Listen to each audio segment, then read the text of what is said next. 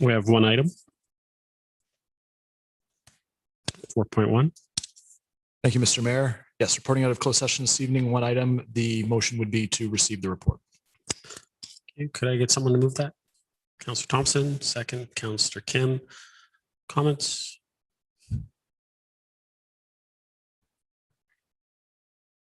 Councillor Gilliland? Just wanted to see the resolution up, if that's okay. The It's recommendation. just it's motion to receive. Okay, perfect. Thank you.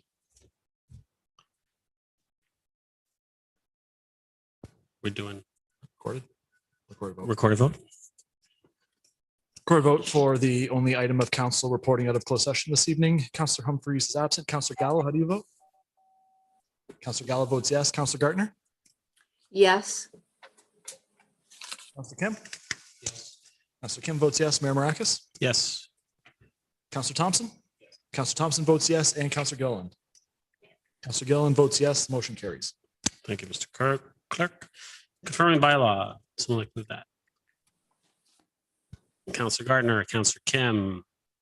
All those in favor? Opposed? That carries. Motion to adjourn. Councillor Gilliland, Councillor Kim. All those in favor? Opposed? That carries. We are adjourned.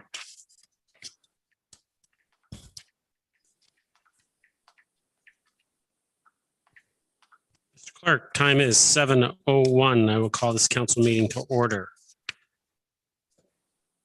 We'd like to start by acknowledging that the land on which we live and work is the traditional territory of the Anishinaabe, the Haudenosaunee, and the Wendat peoples whose presence here continues to this day. Aurora is part of the treaty lands of the Mississaugas of the Credit and the Williams Treaties First Nations. We acknowledge and thank them for sharing this land with us. A shared understanding of how the rich cultural heritage that has existed for centuries and of how our collective past brought us to where we are today will help us walk together into a better future. Council, can I get a motion to approve the agenda? Councillor Thompson, Councillor Gaertner. Comments, questions? Call the vote.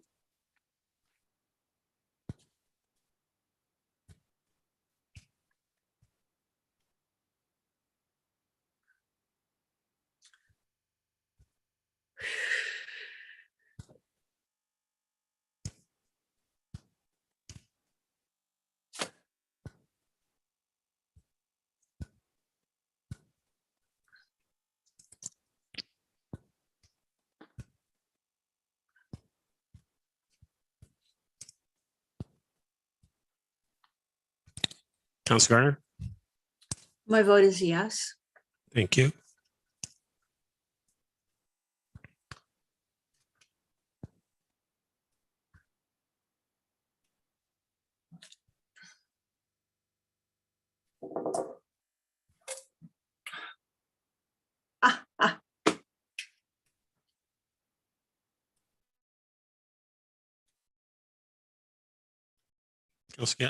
Councillor, I'll just get it. Councillor Gilliland, I'll get your vote.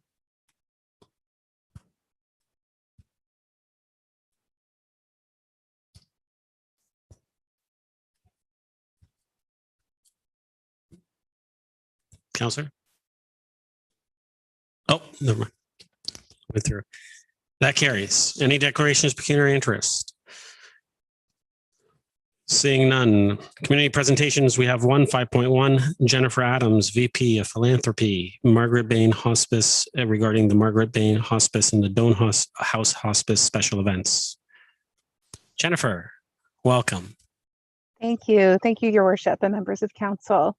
Very glad to be able to be here in front of you today to share some updates from our hospices. As shared, I'm the Vice President of Philanthropy for Margaret Bahen Hospice and Doan House Hospice.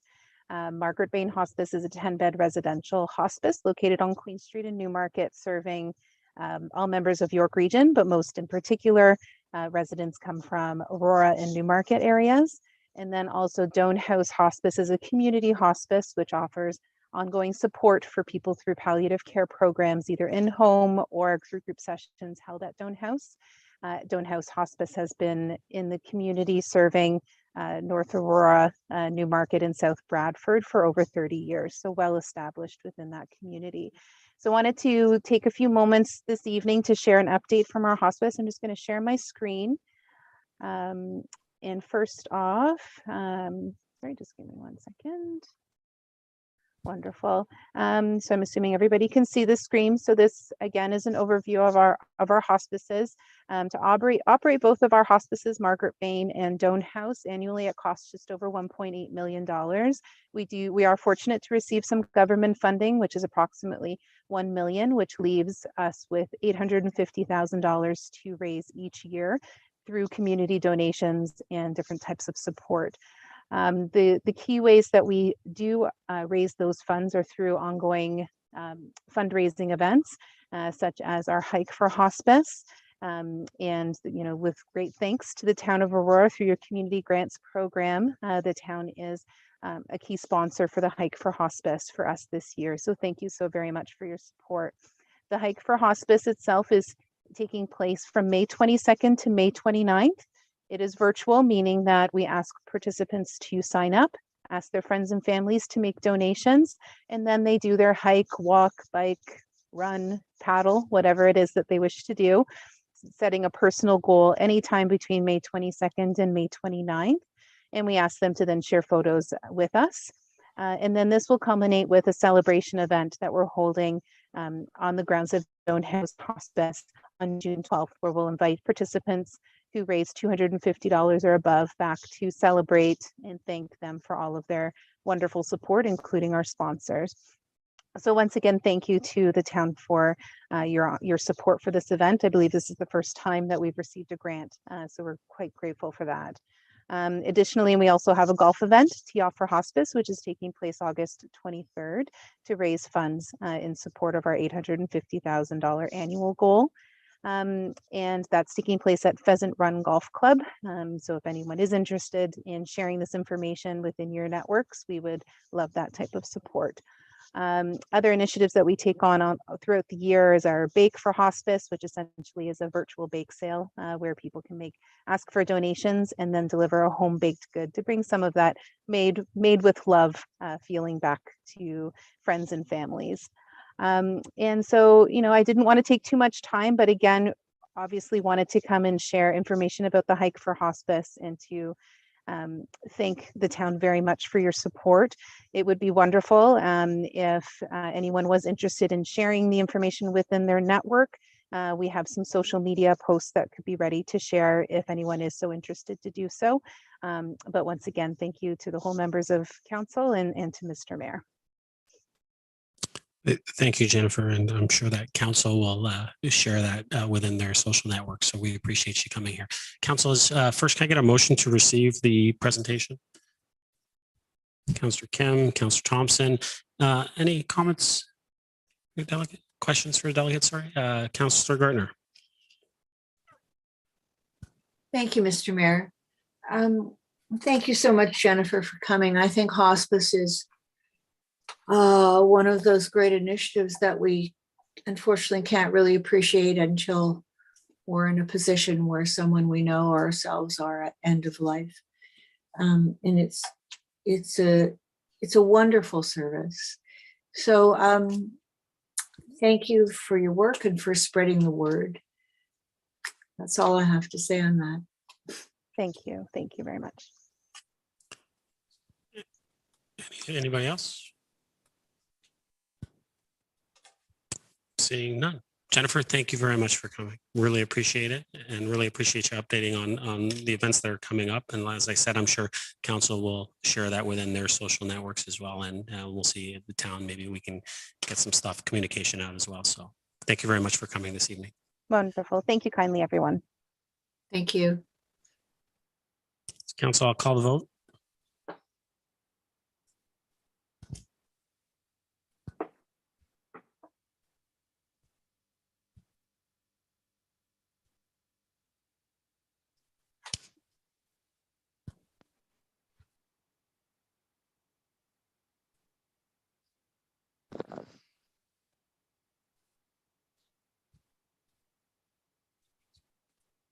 Councillor Humphreys? Yes, I vote yes, Mr. Mayor. Thank you.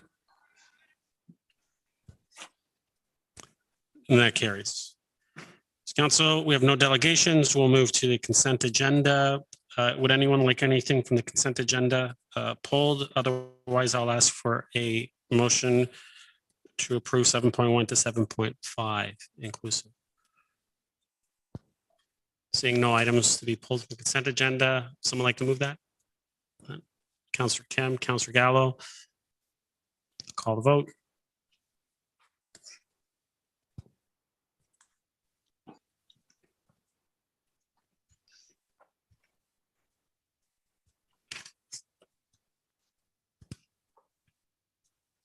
Councillor Humphreys.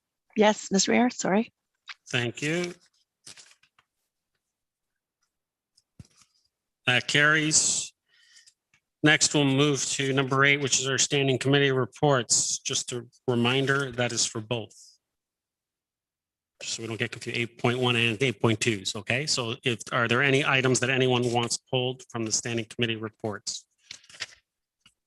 Councillor Thompson. 8.2.5, please. 8.2.5 facility naming rights or sports dome. Okay. Anybody else? Councillor Gilliland. I think Councillor Gaertner was there if you want to grab her. That's okay. I got you. Go ahead. Okay. 8.1.7. sorry? 1.7. 7? 8.1.7. Okay.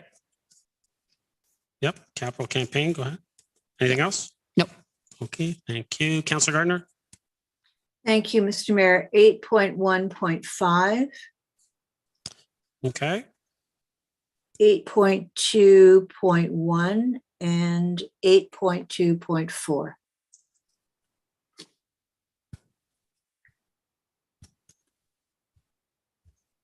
Okay.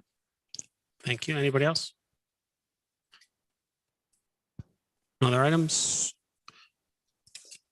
Okay, if I can get a motion to approve all the remaining items, and I'll just go through them, minus 8.1.5, 8.1.7, 8.2.1, 8.2.4, and 8.2.5.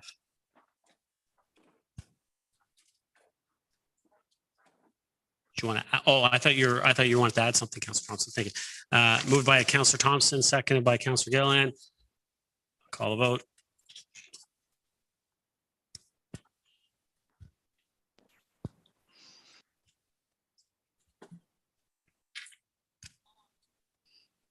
Councillor Humphreys. Yes. Thank you.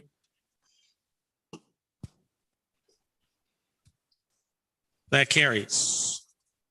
So first on our list, 8.1.5. Aurora Town Square Governance Town Staffing Update 1. The recommendation was that report number CMS 22-010 be received. 2, that the conversion of the manager of Aurora Town Square contract position to a permanent position to be funded from the Aurora Town Square operating budget be approved. 3, that the conversion of the marketing creative specialist contract position to a permanent position to be funded from the Aurora Town Square operating budget be approved. Councillor Gaertner, you pulled this one. Would you like to move that recommendation that came forward from GC? Yes, I would. Thank you. Is there a seconder? Councillor Thompson. Go ahead, Councillor Gaertner. Thank you, Mr. Mayor. And I thank Ms. McDougall. I had a little bit of trouble understanding this because the position that I could see was for a graphics specialist when we approved the budget in 2021, I believe. I must be wrong on that. So we did approve an additional graphics position to help us with the town square marketing. But I didn't equate that to a marketing creative specialist. So I thank Ms. McDougall for explaining to me that those positions are actually the same. There was just a name change. Thank you. Any other comments, questions? Councillor Gallo? Thank you. And just quickly, I know I did it at GC, but I just want to confirm that we will be going out and performing our normal process for these 2 positions. Just a confirmation. And yep. I think it was a yes, but I'll let Ms. McDougall answer that again. Ms. McDougall? Through Mr. Mayor, yes, public process. Perfect. Thank you. Thank you, Councillor Gallo. Any other comments or questions? Seeing none, I'll call the vote.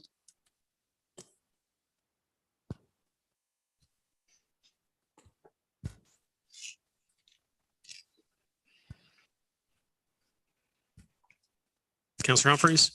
Yes. Thank you. That carries. Next, council, we have 8.1.7, Aurora Town Square Status Update Capital Campaign.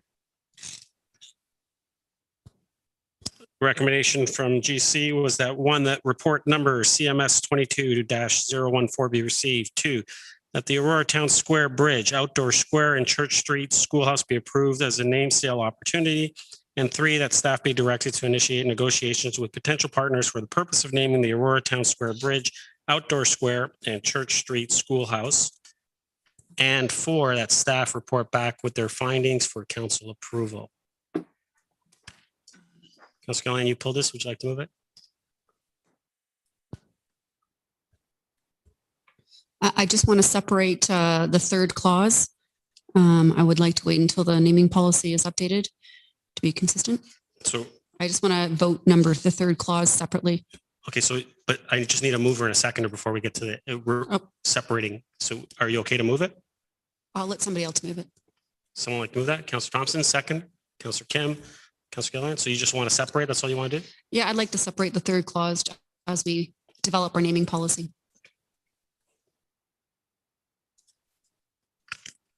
Got that, Mr. Clerk? Okay. Anybody else? Councilor Gaertner? Thank you, Mr. Mayor. So I'm not in approval of this recommendation. I'm fine with the Town Square Bridge naming, and I'm fine with the naming of the theater, which I don't see on this list. But with respect to the Church Street Schoolhouse, to me, that has to just remain. And I'm not in favor of naming the outdoor square. It's the Aurora Town Square, and I believe that's the name it should hold. Thank you.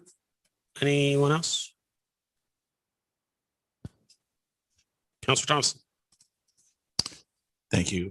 Through you to Mr. Rose, just to confirm that while staff are being directed to initiate negotiations, the intent would be then to bring it back to council for further discussions and or approval. Mr. Rose? I believe that's the fourth clause, Councillor, but I'll let Mr. Rose answer. Oh, sorry, I only see three. No, there's a fourth clause. The staff report back with their findings for council approval. Perfect. But Mr. Rose, if you wanted to just say yes or no, that's fine with me as well. Sure. Through you, Mr. Mayor, the answer is yes, and we have a closed session report coming to council for April the 5th. Here we go. Perfect. Thank you. You're welcome. Thank you. Oh, Councilor Gaertner, you want to speak a second time? Thank you, Mr. Mayor. I'm on eScribe and I don't see that fourth point.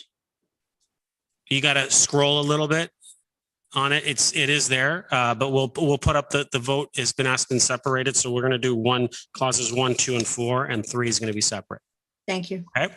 So you'll have it up on your screen when we're voting for it. So if I'm not seeing any other comments or questions, I'll call the vote on 1, 2, and 4.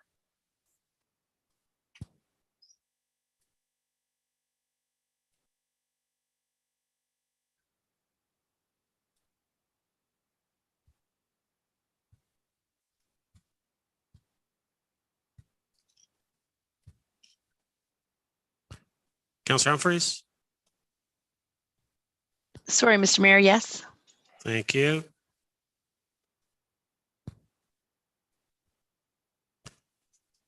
That carries. Clause 3. Call the vote.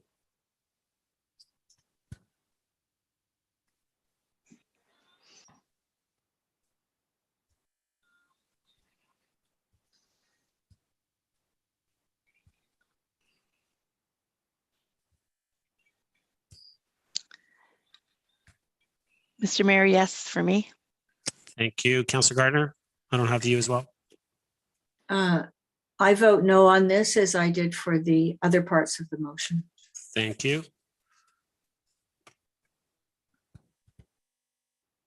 That carries.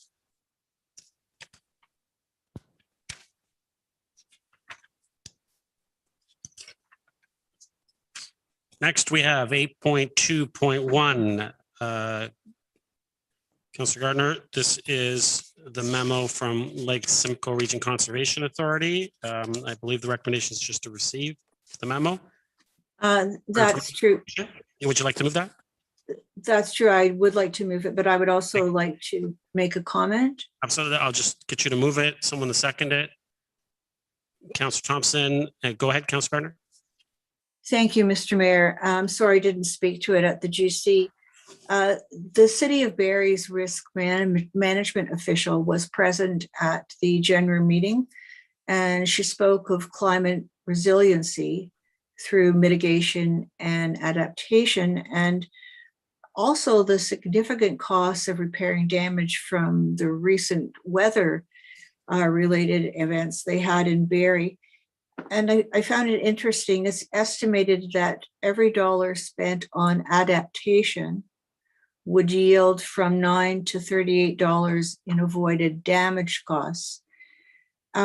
She was speaking about their draft OP, and I don't know if ours has this same inclusion of sustainability as a key theme in growth management, including policies and infrastructure maintenance and development. So I'm just wondering, I'm just putting on the as a comment that I would like this to be also in our official plan as describing the manner in which we want maintenance and development of our municipal infrastructure will have a big potential on what we have to spend on mitigation of these weather events.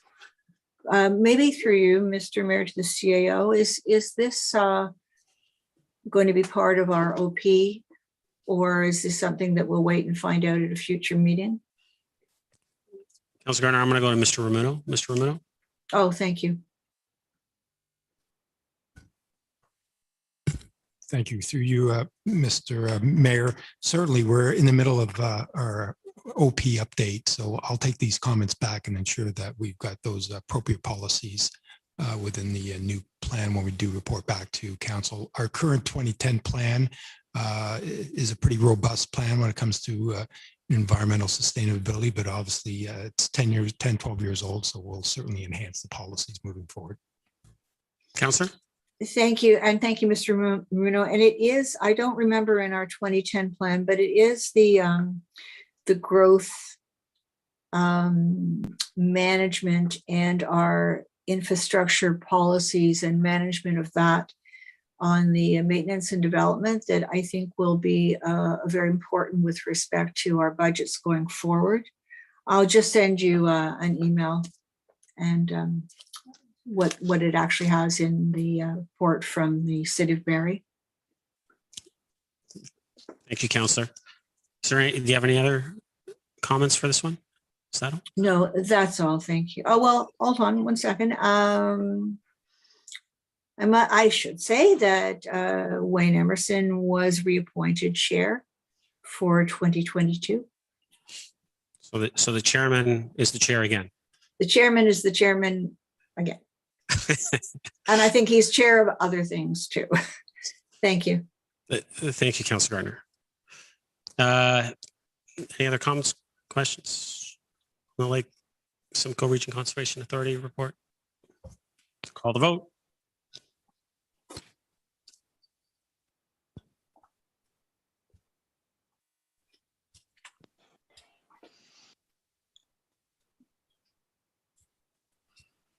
Councillor Humphreys? Yes.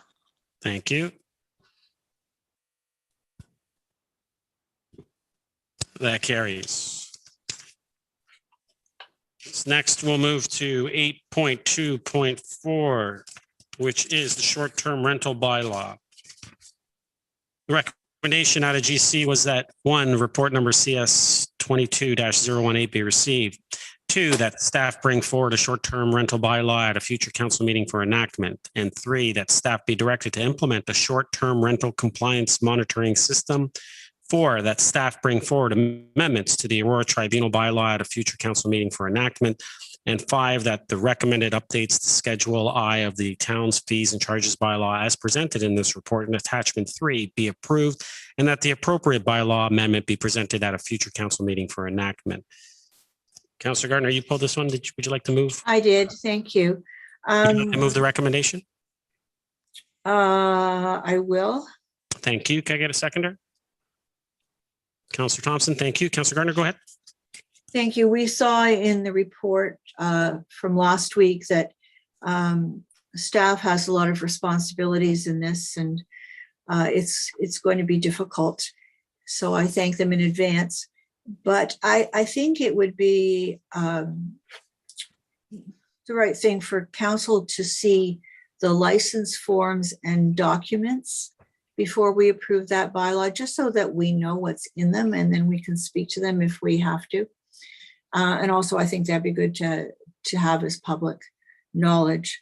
So if the license forms and documents could be presented on the agenda where the bylaw is presented, I would appreciate that. Ms. Van Leeuwen?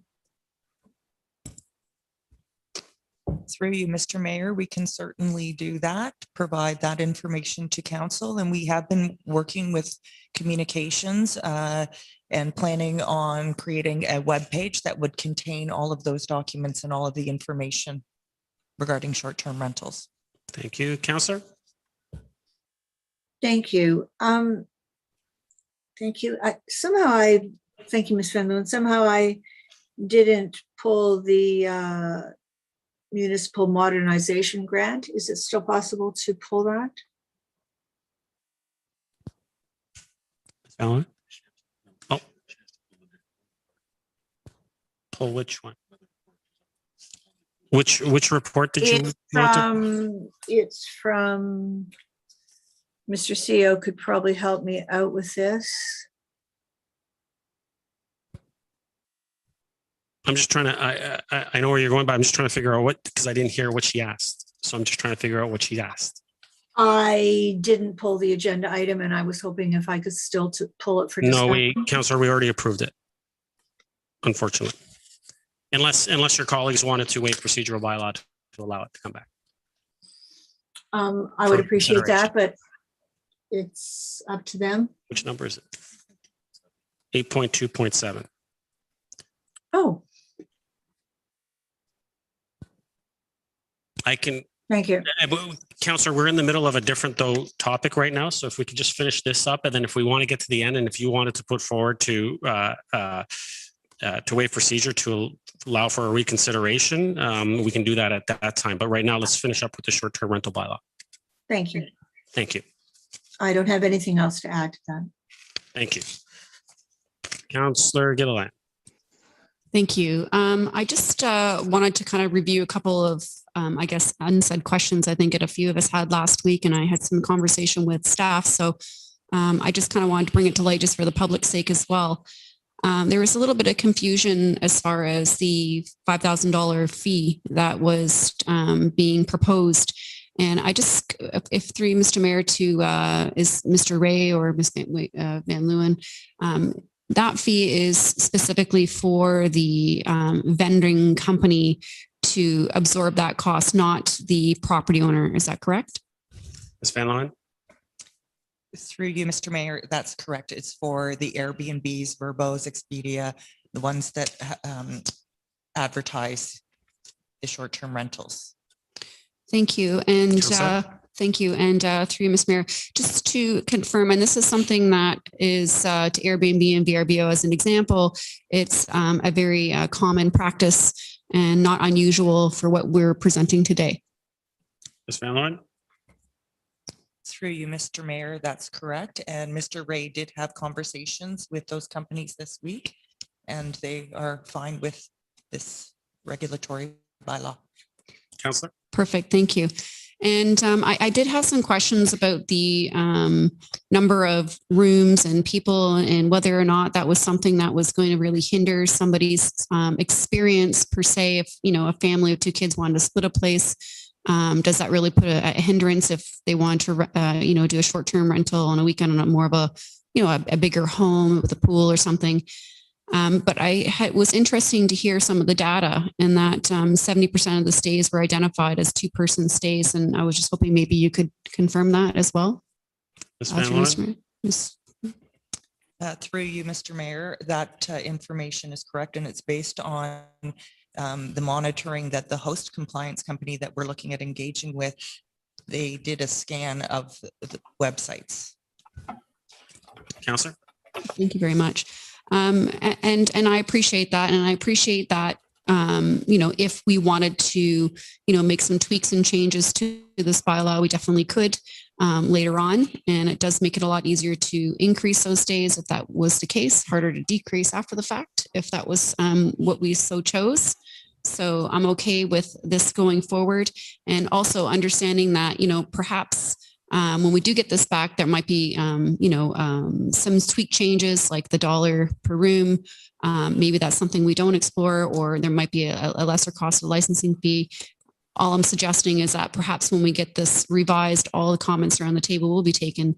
And because this is a brand new policy, and when it gets presented, it will have these comments in mind. Ms. Van Loan? Through you, Mr. Mayor, we are looking at making some modifications to the fee schedule, perhaps implementing a tiered approach depending on the number of listings that the companies have at any one given time, and an annual renewal fee for those companies instead of going on the $1 per night, because it's a lot less administration. Mm-hmm. So we are looking at those modifications, as well as modifications to the demerit points based on the comments that were made last week at General Committee meeting. Councillor? Thank you very much. I appreciate it. Thank you. Councillor Gallo? Thank you. And just along those lines, I'll be supporting this based on that, and just with some discussions with staff and some preliminary, you know, I guess more work on the numbers.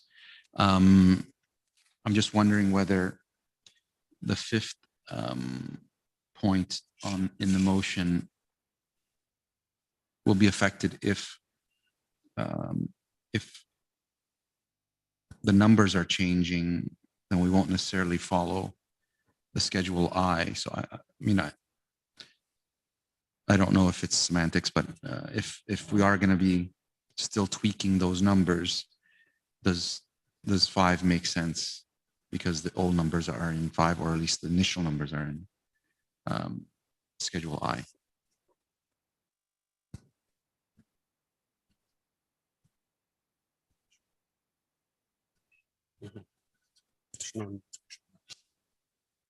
There's Councillor Gallo, and I'm just making sure with the clerk what Councillor Gallo is suggesting is that we don't necessarily need 5, clause number 5, if there are still going to be changes made to that schedule, essentially.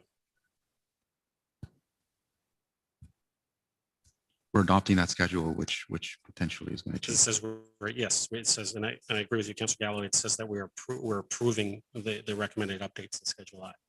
But if they are going to change, then we're.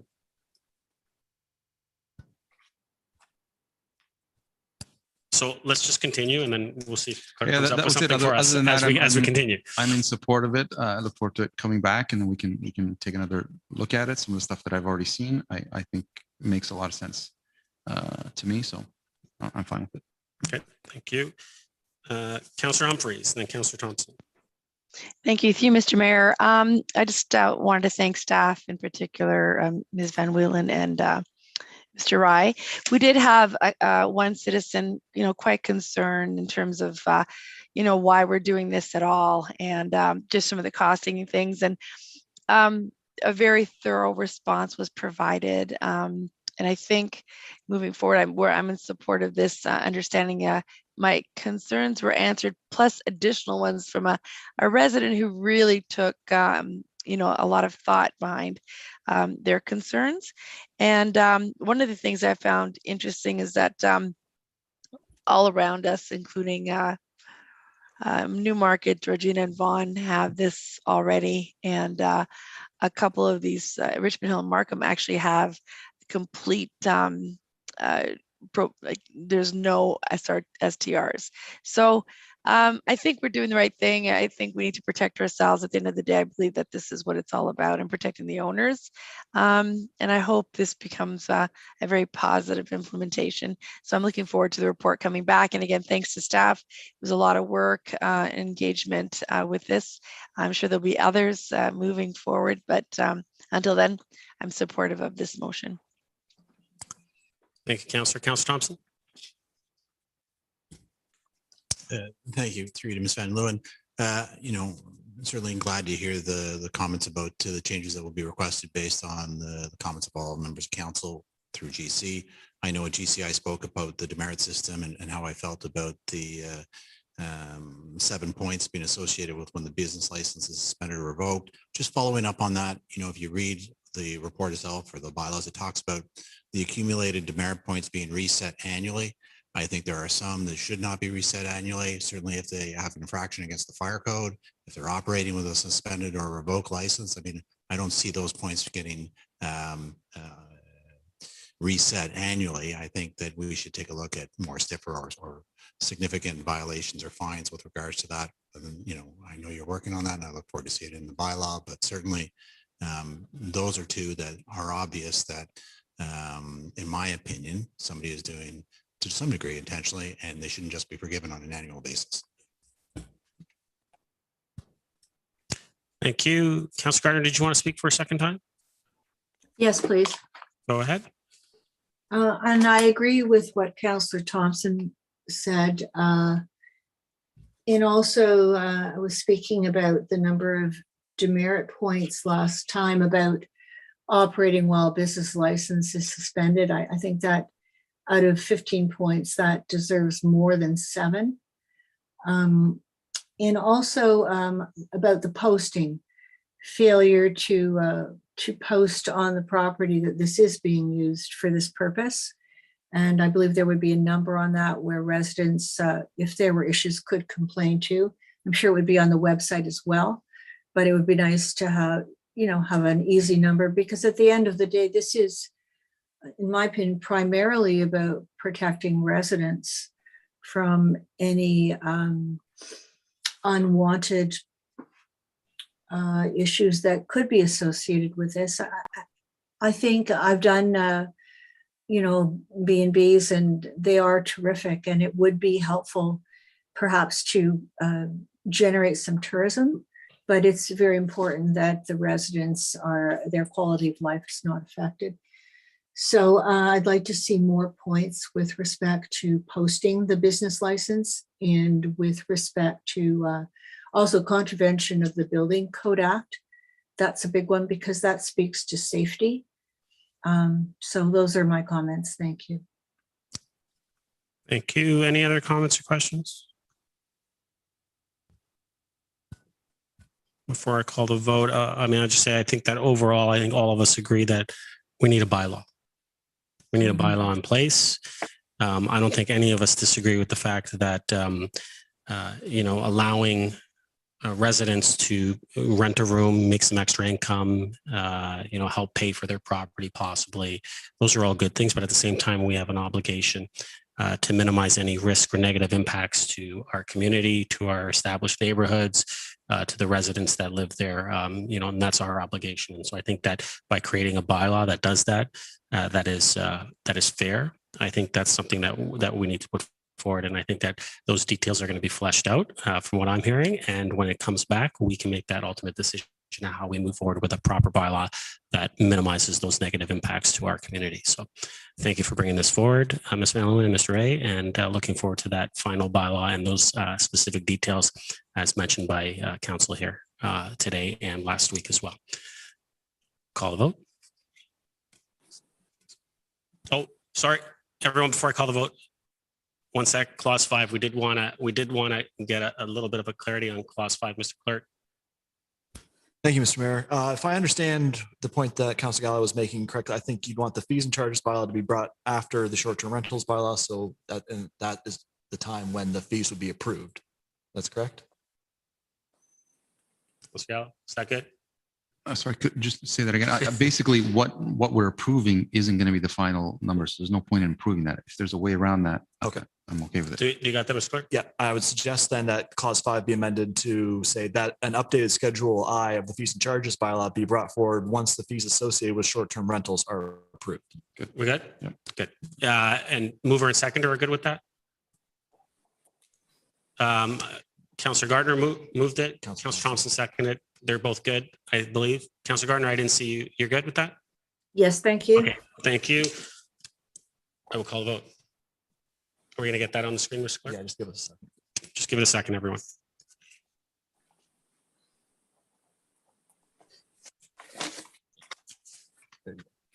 There we go. Does everyone see clause 5? I'll read it one more time, just in case for those, for Councillor Gaertner and Humphries, in case they don't see it on there, that an updated Schedule I of the fees and charges bylaw be brought forward once the fee changes associated with short-term rentals are approved. Good? Okay. Call the vote.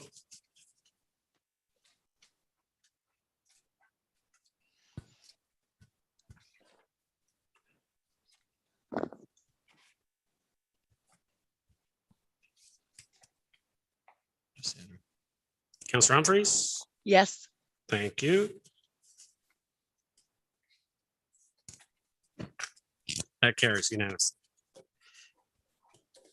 Next, 8.2.5.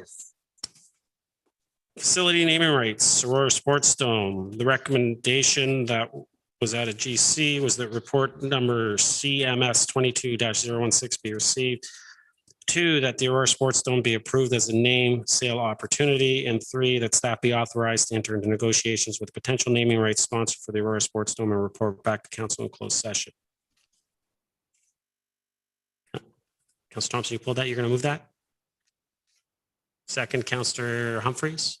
Thank you. Comments, Councillor Thompson, floor is yours. Thank you.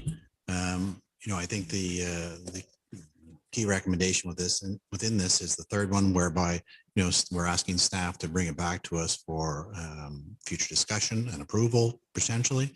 But prior to this meeting, council as a whole, not as a whole, for the most part, met in closed session just to discuss this and provide their thoughts and views to staff so that it's clear what we're looking for. And so hopefully we'll be able to achieve that when it comes back. But at the end of the day, all we're saying is to enter into negotiations is still subject to further approval by council at that time. Thank you. Councillor Gilliland. Thank you. And just some quick comments on that, because I feel like, this is a very awkward time because we're still in the middle of developing a naming rights policy and kind of ironing out our sponsorship opportunities. And while I'm in full support of that, at the same time, I feel that we need to really ensure that our policies are in place and we have that procedure so we kind of, know those rules of engagement. So, I mean, I'm okay with 1 and 2. I wish 3 was worded maybe a little differently and keeping the lines of communication open, because it will be known that we are interested in moving forward with that. But with the word of negotiation there, I don't know if the mover and seconder agree, but I would prefer moving that forward with, language being changed and just to say, keep the line of communications open. If you would be okay with that, I would approve the 3rd clause. Otherwise, I'd like to vote on that separately. Thank you. Councillor Gallo. Oh, yes. Sorry, Councillor Thompson. Go ahead.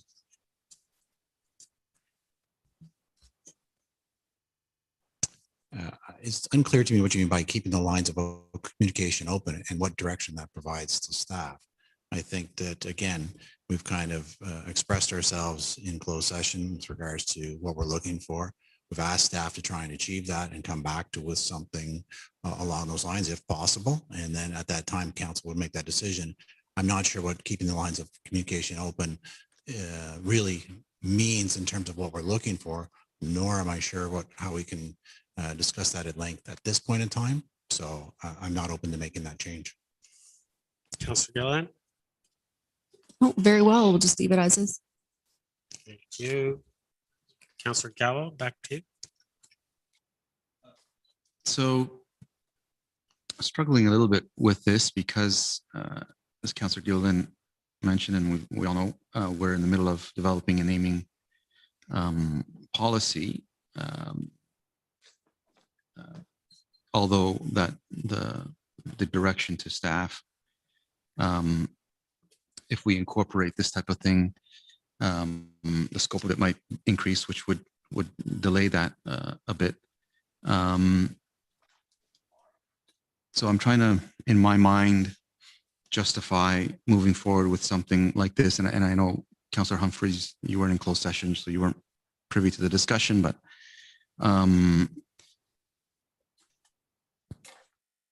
and I'm trying to choose my words not to get into that discussion.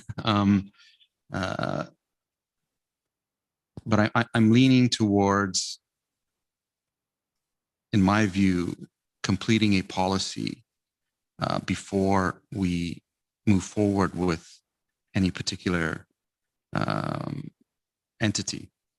And I was just trying to listen into and trying to understand Councillor Gilliland's request to change that third clause, which is the one I'm struggling with also.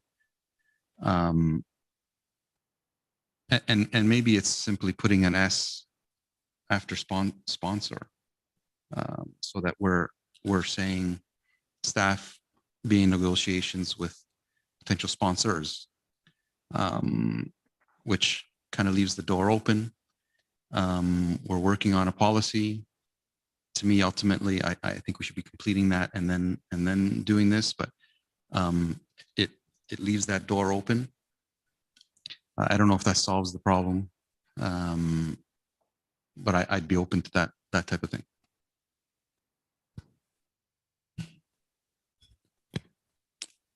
You're okay with the S? Councillor Thompson, you moved it.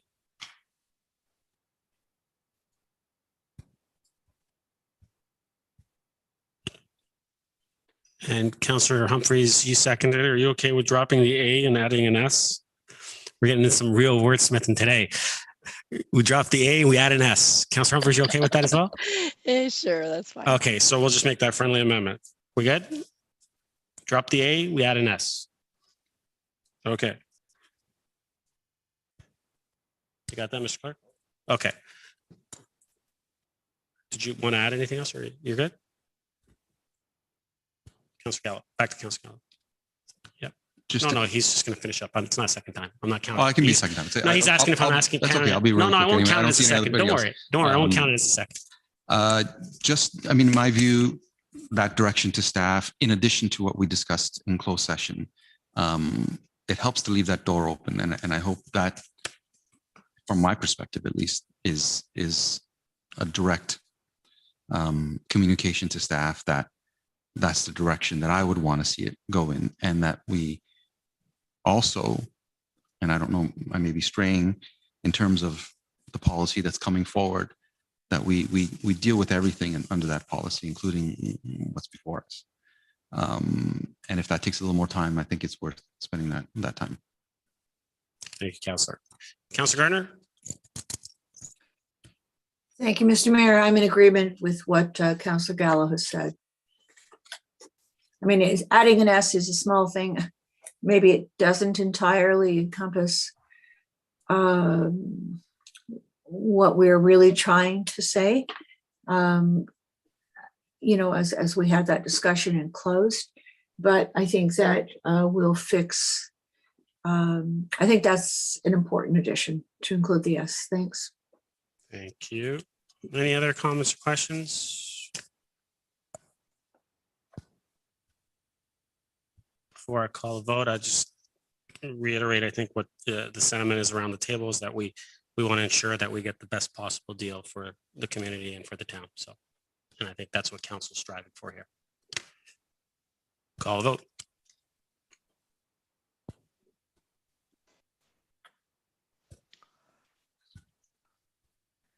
Oh, Mr. Clerk, can we still stop?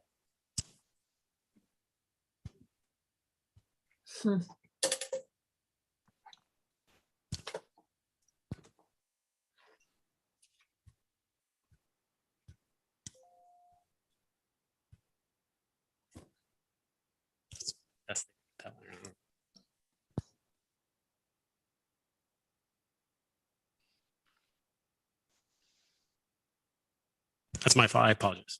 I didn't. No.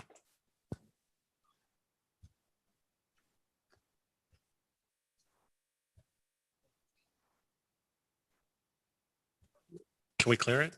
Yeah. Okay, clear it and go back. That's fine. Someone go get her. Yeah, it's gonna take a second. That's fine. That's fine. Okay, a minute. No, and I agree. I was whatever the clerk says in regards to the voting system. No, we're fine. We're just clearing it. That's fine. No one else saw it. So.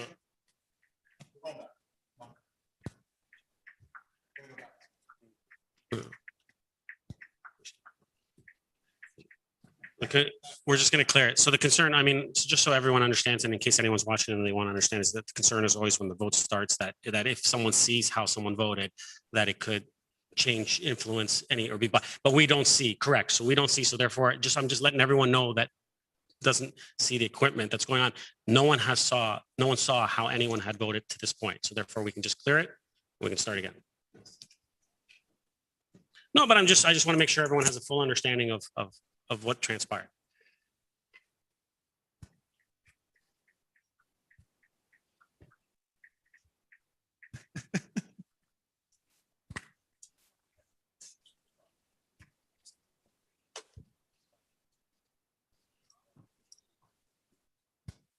So, Mr. Clerk, we're doing 1 and 2 first.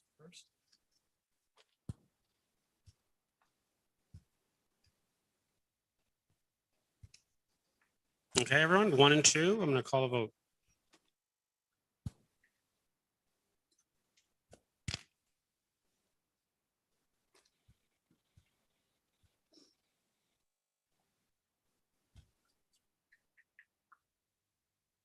Councillor Humphreys?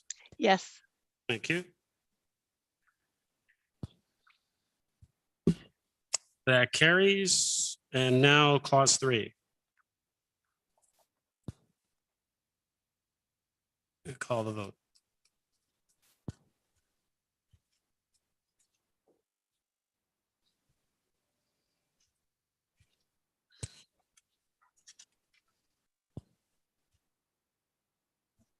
Councillor Humphreys? Yes. Thank you. That carries.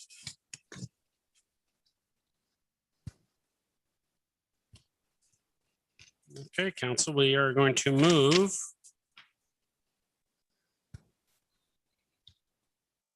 So, Councillor Gaertner, before I continue on, you had something about 8.2.7, which we had already approved under consent. But just one sec. So I can either get you to waive procedure for a reconsideration.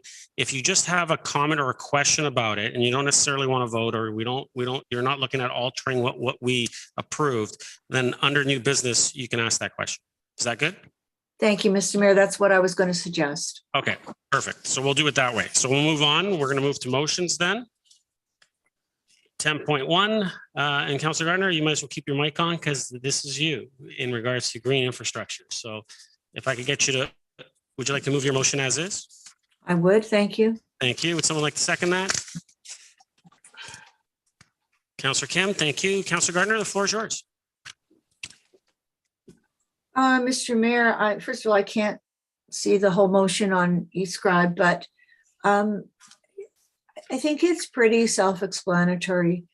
We've unfortunately seen the effects of severe weather events. I was just speaking of Barry's. In that case, it was, well, one of them was flooding.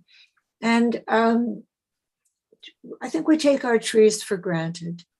And I think we have to stop doing that because they are so valuable in many aspects of climate change. Excuse me. So I think we just have to look at everything we have in place and make sure that it's as good as it can be to protect the trees. Thank you. Any other comments or questions? Councillor Thompson. Thank you. Through you to Mr. Ramuno.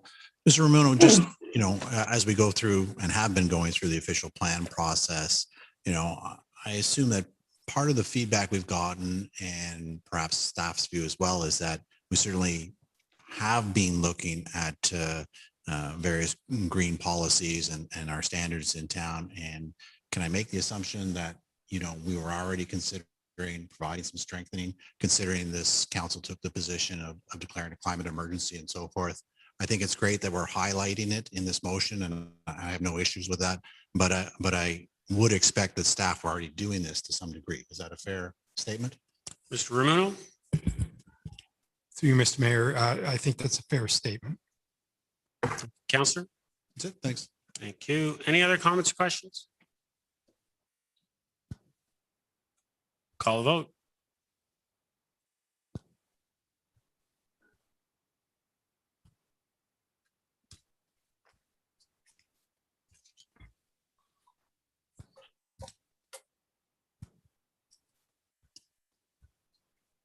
Councillor Humphreys? Yes, Mr. Mayor.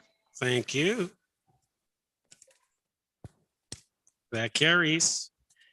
Next, we have 10.2. Councillor Gilliland, this one's yours. Accessory dwelling enabling policy. Would you like to move as is? Thank you. Seconder? Councillor Thompson. Go ahead, Councillor Gilliland. Floor is yours. It is. Yep. Thank you. Okay, perfect. Thank you, Mr. Chair. Okay, currently our OP doesn't have any enabling policies to allow for accessory dwellings. And since last summer, I was knocking on some doors and received some emails and calls specifically about this need. And it's evident that we need more options like that for the community. Today, more than ever, I mean, it's no secret that the cost of living has skyrocketed, such as gas, food, and energy. And, we are seeing 30-year high of 5.7% inflation rates and possibly even climbing even higher. But most importantly, housing prices. I mean, they've ballooned to almost a national average of $900,000. And this is reflecting about a 30% jump in just 1 year alone. I really don't know how this next generation of kids are really going to manage.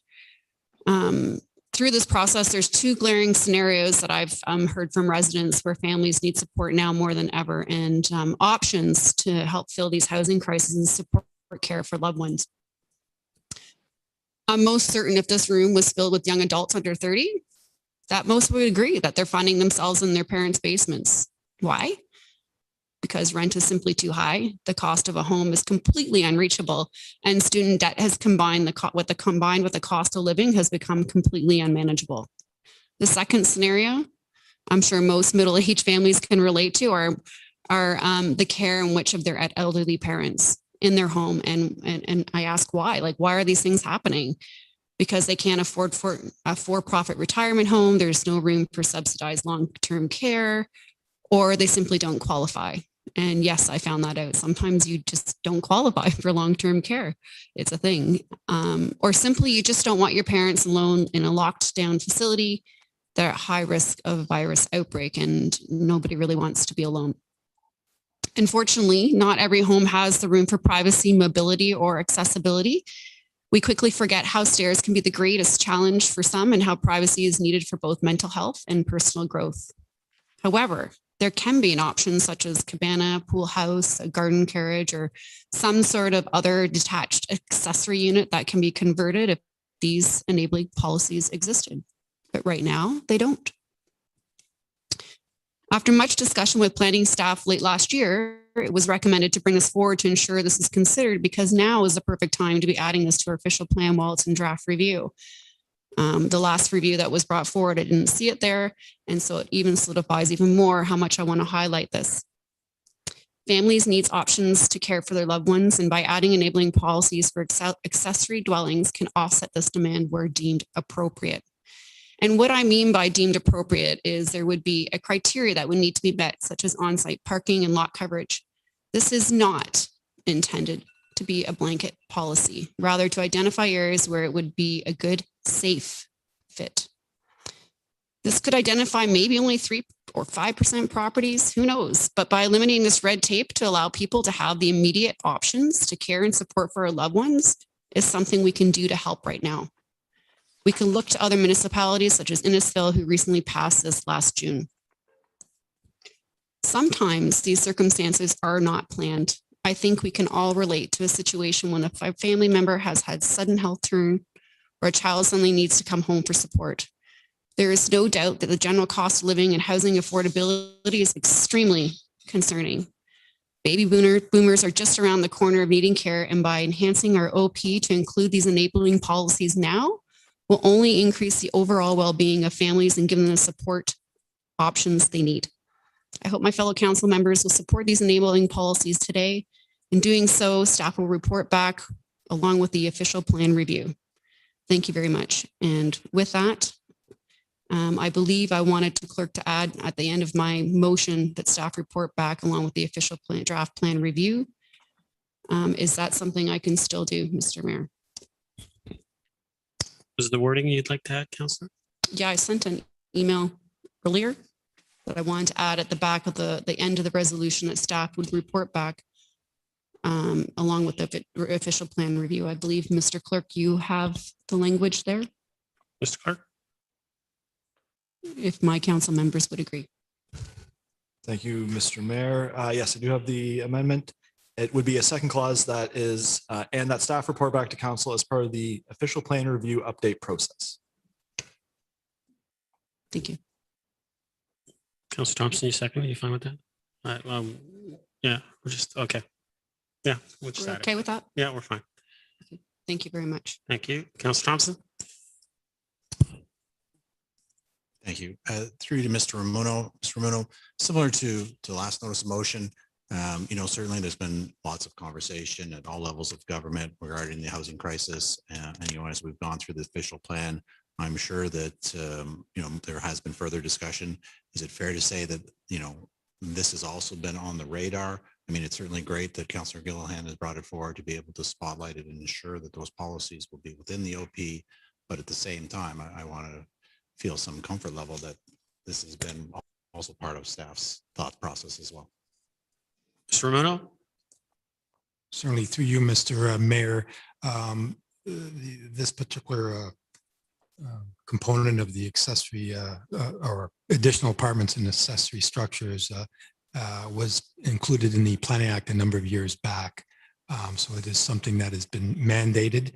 But as with Councillor Gaertner's earlier motion, staff, as staff, I welcome any direction from council. And it's something that we're considering, and we'll ensure that we do include those appropriate policies when we report back with our first draft of the OP later on this year or early 2023. Councillor? Thank you. And I do concur with Councillor Gilliland that I think one of the key components of this is being able to identify where it is deemed appropriate. I don't think it's suitable for all areas of Aurora, but the criteria in which we establish will be, an important facet of this policy to be able to provide that kind of direction. And I look forward to seeing how yourself and staff are able to, I guess, navigate these waters and identify a criteria that makes sense. Thank you. Councillor Humphreys and then Councillor Gaertner. Councillor Humphreys? Thank you, Mr. Mayor. And yes, I do support the motion, and I'm happy to hear that it was a mandated item as well from the Planning Act. I think what is important, I think we'll learn more when it comes back to us, is that, and Councillor Gilliland mentioned it herself, is the suitability of having these accessory buildings. Because we do have to worry about so many things. I mean, it's so important. I'm in the situation that Councillor Gilliland mentioned now. We have situation with looking after elders and having them in your home. And would it be better to have a more private area? It would be lovely. So things like that, I'm sure would suit many kids coming home, those types of things. We just have to make sure it's done properly. So I'm looking forward to hearing, how that looks.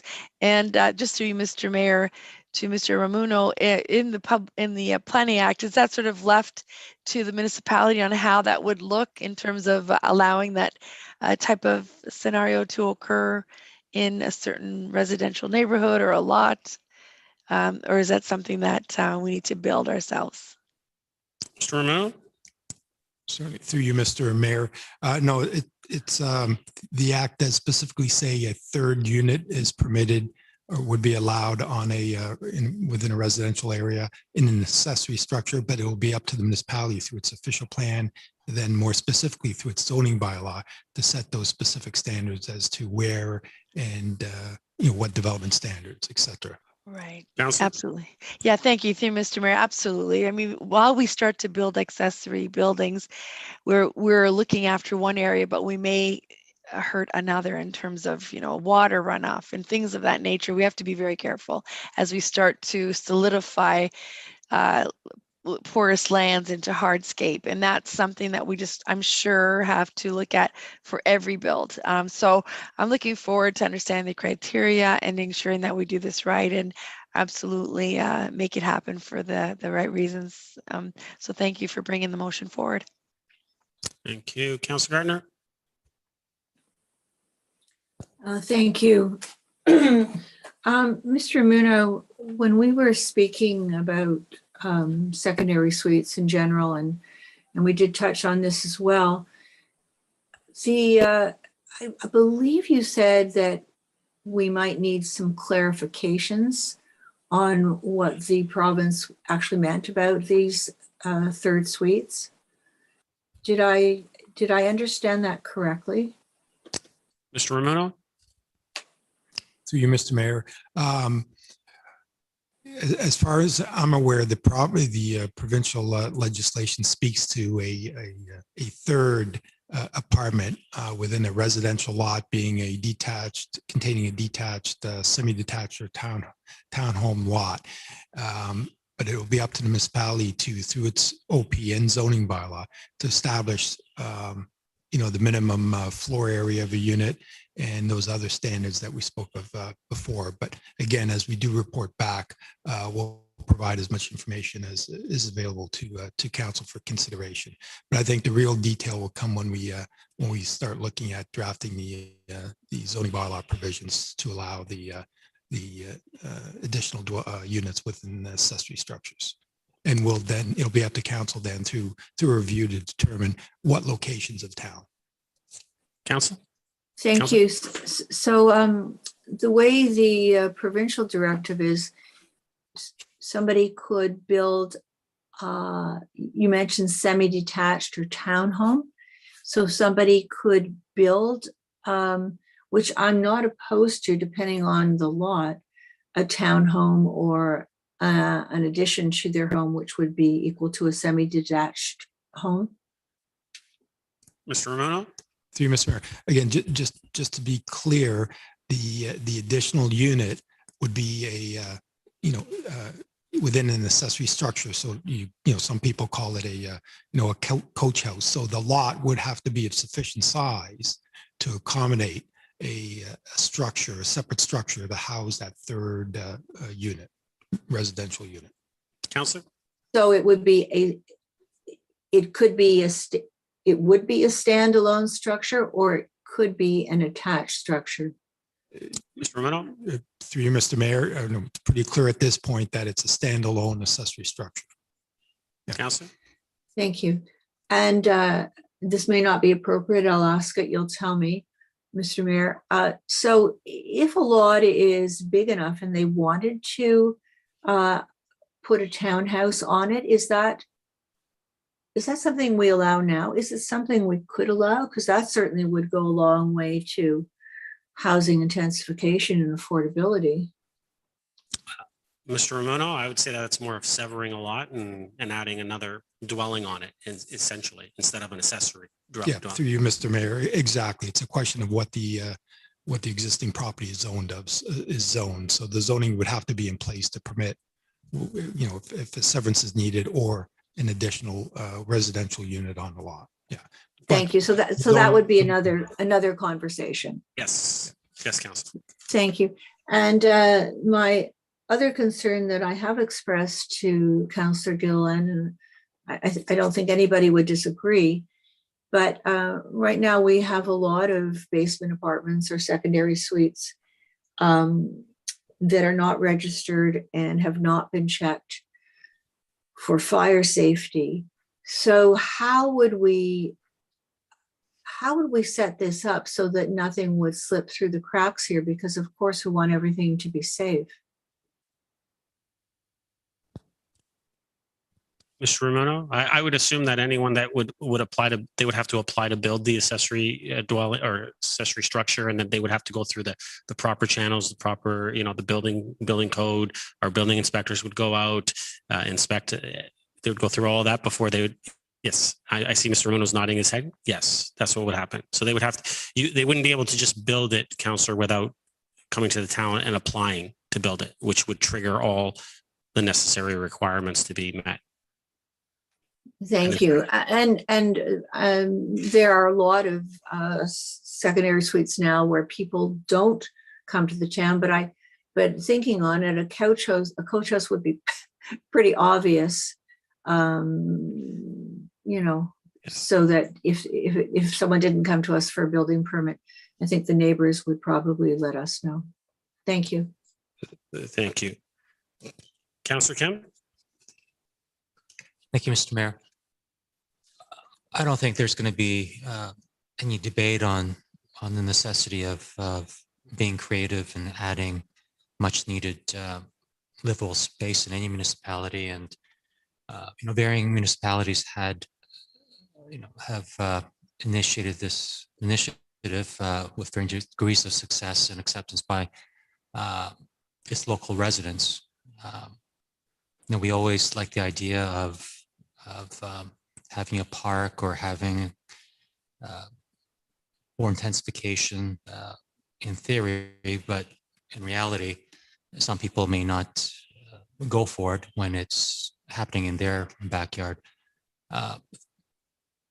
Through you, Mr. Chair, to Mr. Rumuno, as in any public planning process, I'm assuming that when we put this into the OP or the OP is undergoing a review, we put this in and it gets to the point of the zoning and so forth, there will be a public communication process or public consultation.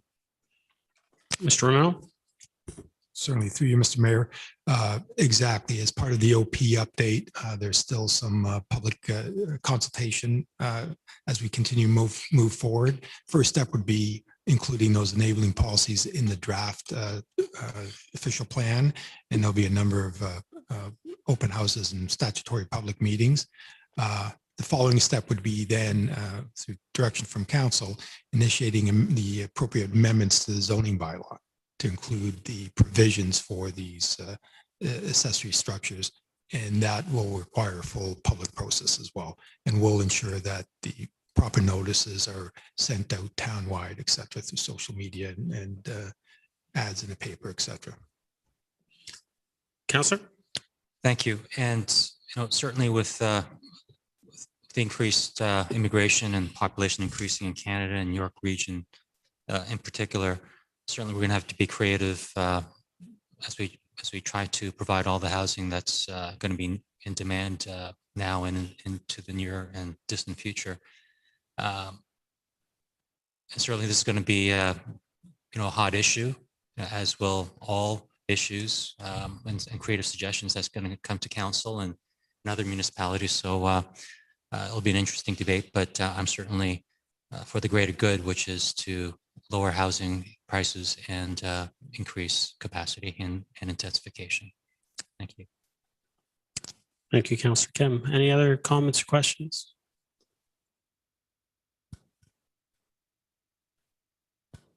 Seeing none, just I guess in regards to both the motions, and I'm not going to touch too much on Councillor Gaertner's because we already approved it, but I think both of them are a good direction to give staff to let them know that we want them to shine a light and focus on this, as was mentioned previously.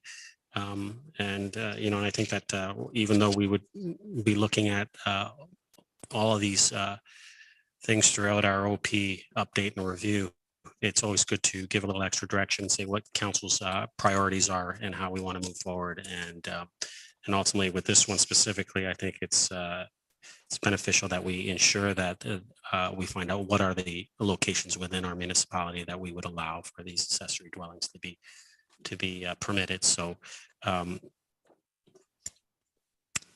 pretty much it. I'll call the vote.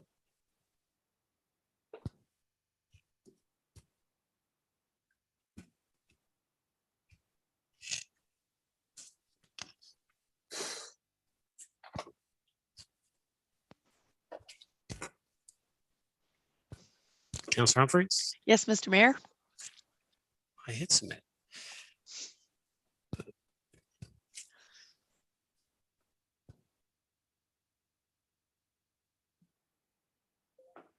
That carries. New business.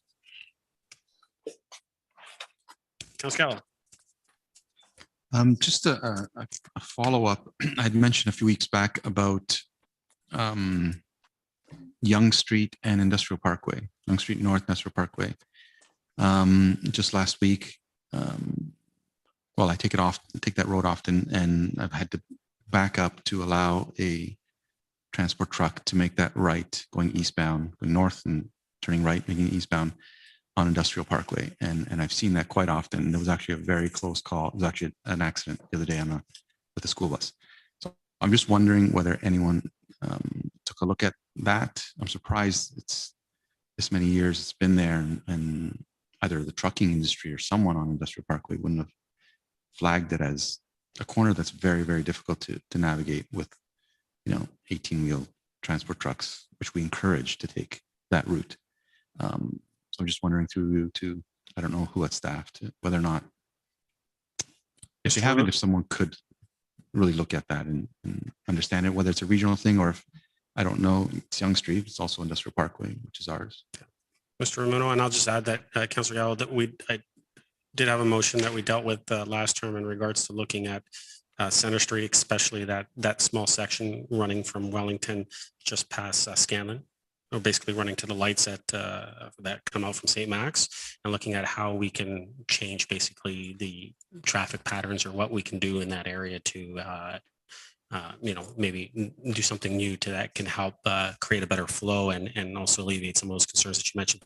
But I have asked our CAO to look at what we've done with that motion, because we did approve it as council, but I think nothing's come back from that point. So we'll get something back from that perspective. Yeah, this is a little different than that, but yeah, it's just that one corner that's very, very difficult. Absolutely. Mr. Ramuno? Yonge Industrial Parkway South. On the north side, correct? Industrial Parkway South, yeah. Yeah, but on the north, yeah. We'll take a look. Yeah. That was it. Thank you. Councillor Thompson, nothing? Councillor Kemp? Councillor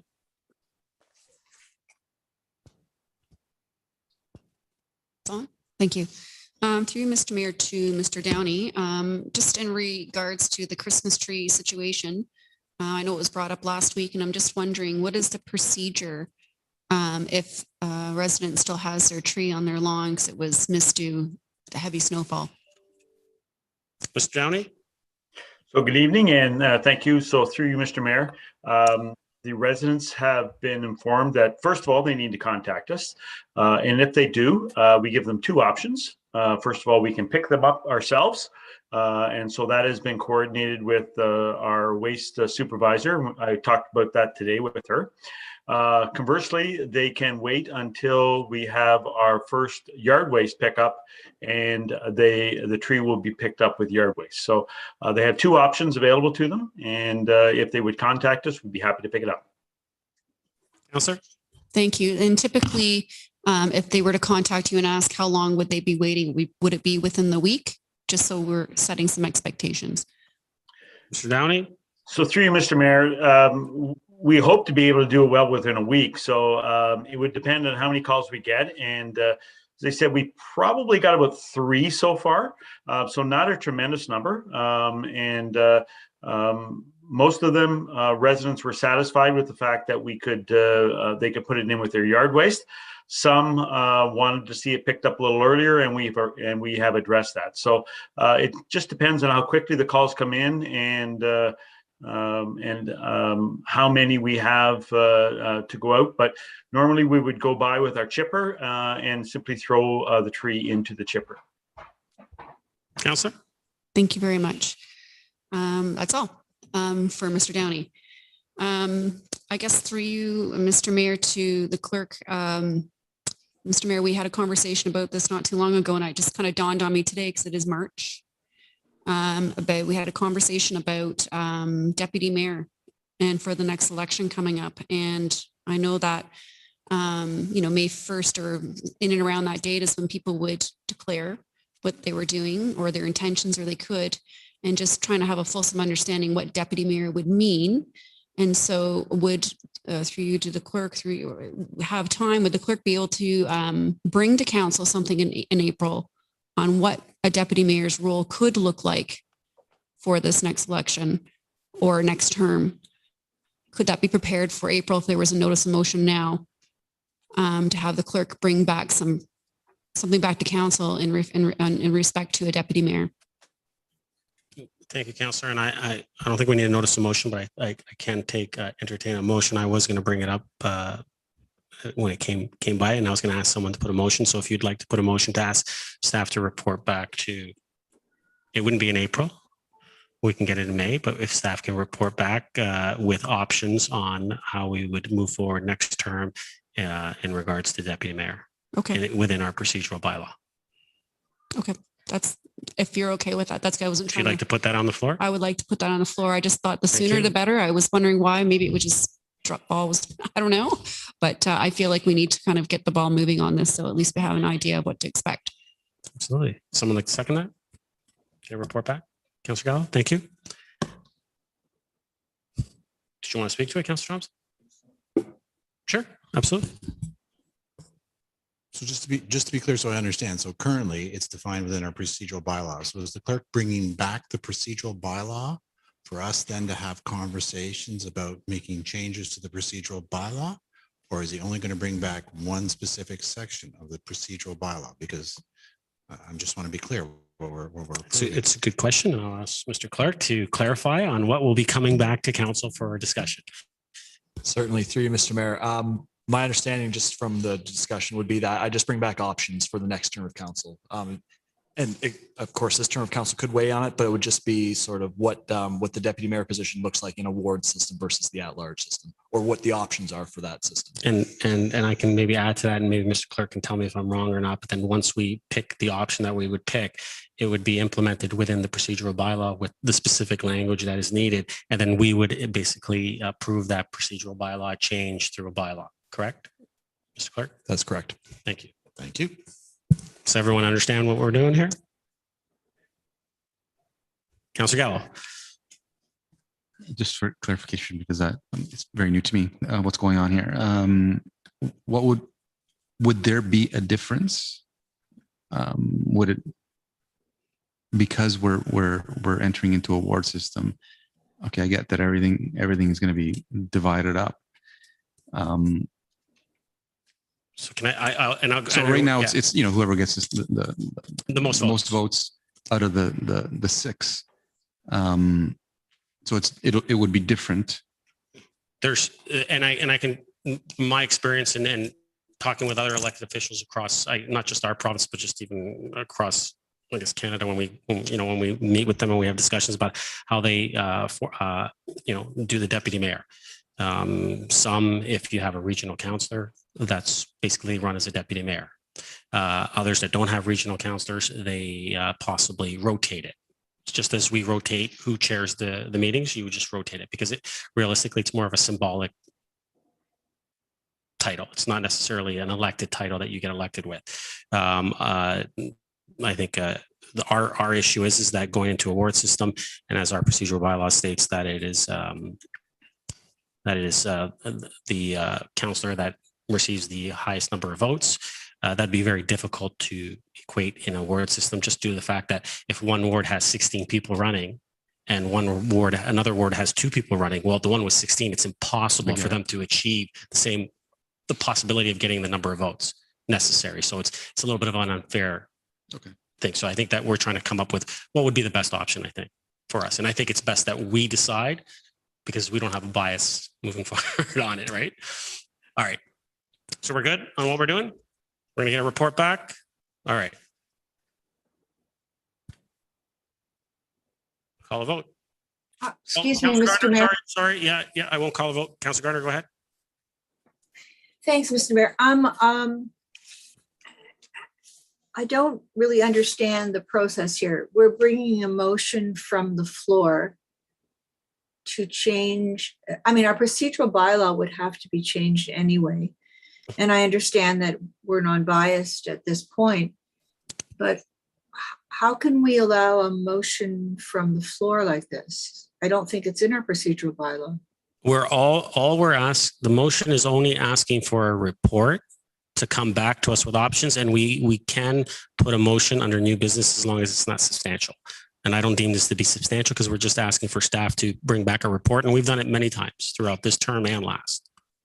So we're giving direction to staff. So, and okay, Yes. Just to bring a report back. Okay. I'll have to check my memory then for all the other motions that came from the floor. They usually came because, in my opinion, or my memory, because of a delegation. So I guess I'll just speak to the clerk about that. Thanks, Mr. Mayor. I think I did get a seconder, but who seconded that? I thought I got a seconder. Councillor Gallo. Yeah, I think it was Councillor Gallo. If not, he's willing to do it now anyway, so we're good. I'll call the vote.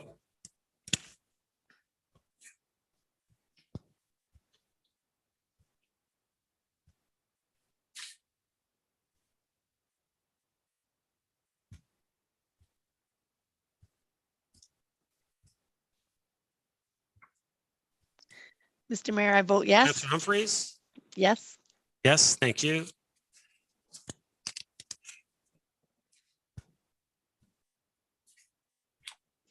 Be logged up. Councillor Thompson?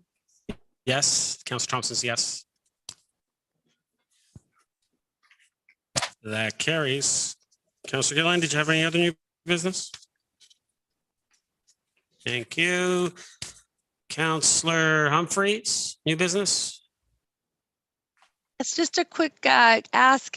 Do we know if we're on target for restoring the bridge at Royal Road and Edward Street?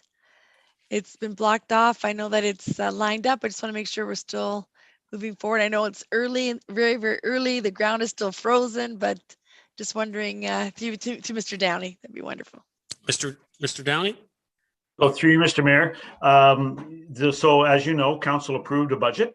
I'm sorry, I haven't got an update from staff as to where we are in the procurement process, but I can certainly find out and have staff communicate back to council as to where we are in the procurement process, but we do have money. Great, perfect, thank you. Yes, That's good. Thank you. Good, thank you. Councillor Gaertner, new business? Yes, Mr. Mayor, I'd like to speak to 2.7. Go ahead. And just let me pull up the report.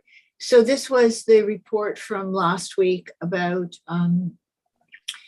adding to the capital budget authority because we got a grant from the provincial government, and to change the title of what is now, I believe,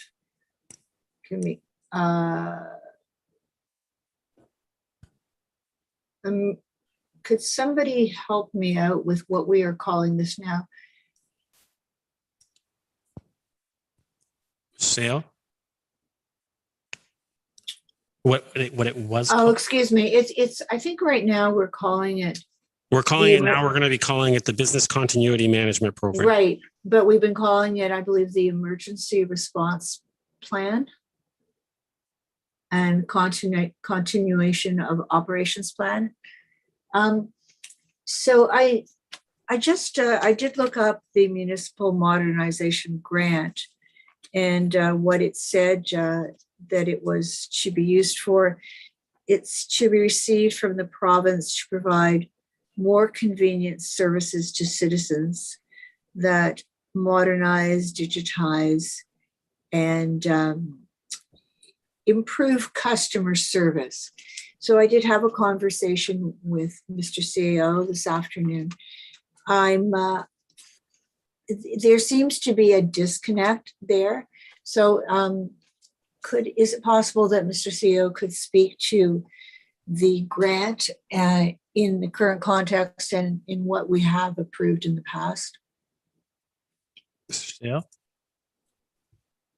Through Mr. Mayor, I'll take the first shot at this, and I might have to go to Ms. Van Leeuwen for some more detail. But the intent here is to take advantage of a grant opportunity we have from the province. Yeah. And what we're doing is we're combining more traditional business continuity from a sort of disaster recovery perspective with measuring and monitoring the performance of all service delivery so that we can, prioritize and manage those services, which would be the first priority from a business continuity perspective. Should we encounter some kind of disruption, be it from an emergency or some other occurrence within the organization that has us trying to provide services in spite of a breakdown of some sort or a lack of ability to deliver the services in the way that we are traditionally. So we've combined the work we were doing along with business continuity with some of these other programs under the modernization funding that the province has afforded us.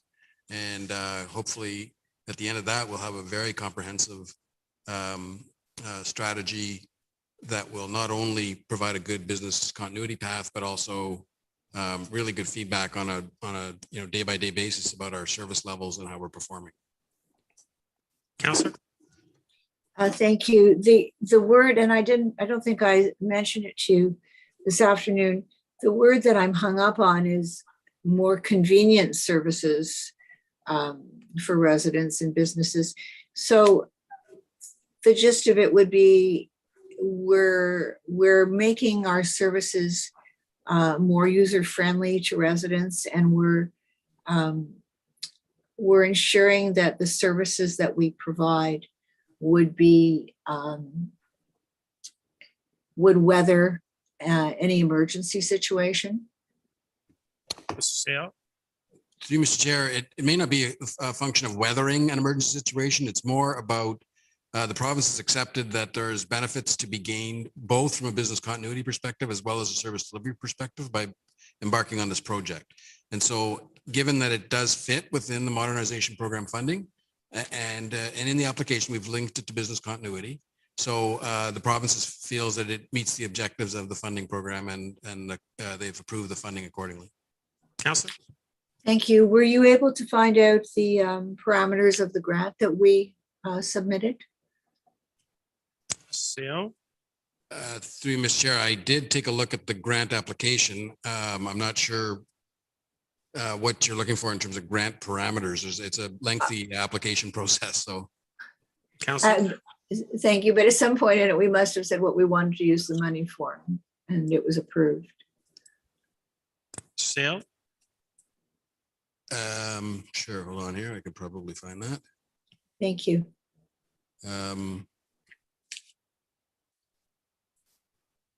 So reading from the application, so under the category of provide a brief rationale as to why this project is being pursued and how cost savings and efficiencies will be achieved. And they allow us a fairly small character limit here. So I mean, we could expand on this, but business continuity management plan will establish and formalize the town of Aurora's organizational resilience and ability to maintain critical functions during and after an adverse event has occurred, and reestablish full functions to the organization as quickly and as smoothly as possible. The business continuity management plan will minimize financial, technological, personnel, and reputational loss due to extended service outages. Cost savings will be achieved by ensuring that the town is properly positioned to respond to enterprise risk and manage crisis, and therefore it takes less time to identify the breach or problem and respond appropriately in a timely and less costly manner. Councillor? That is from the application. That's straight from the application, Councillor. Thank you, Mr.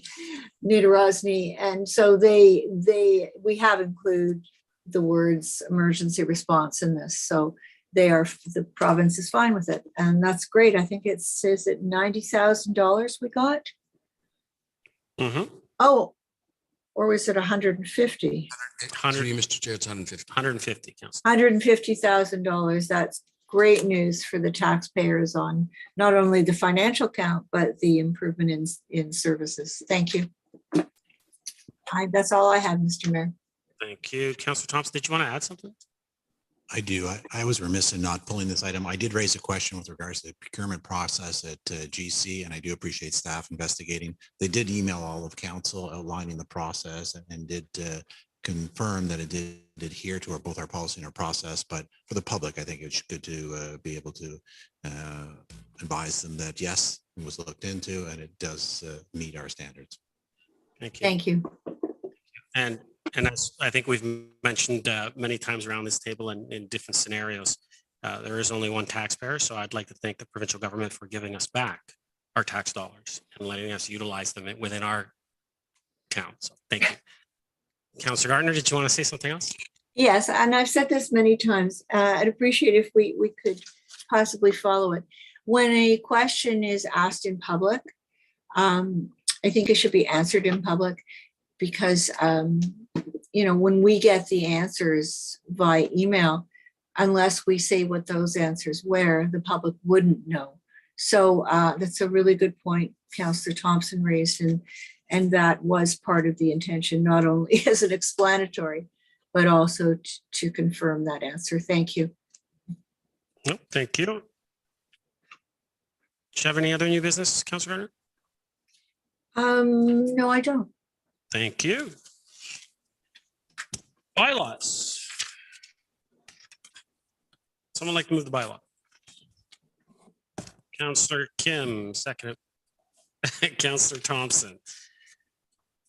Any comments on the bylaws? Questions on the bylaws? Seeing none, call the vote.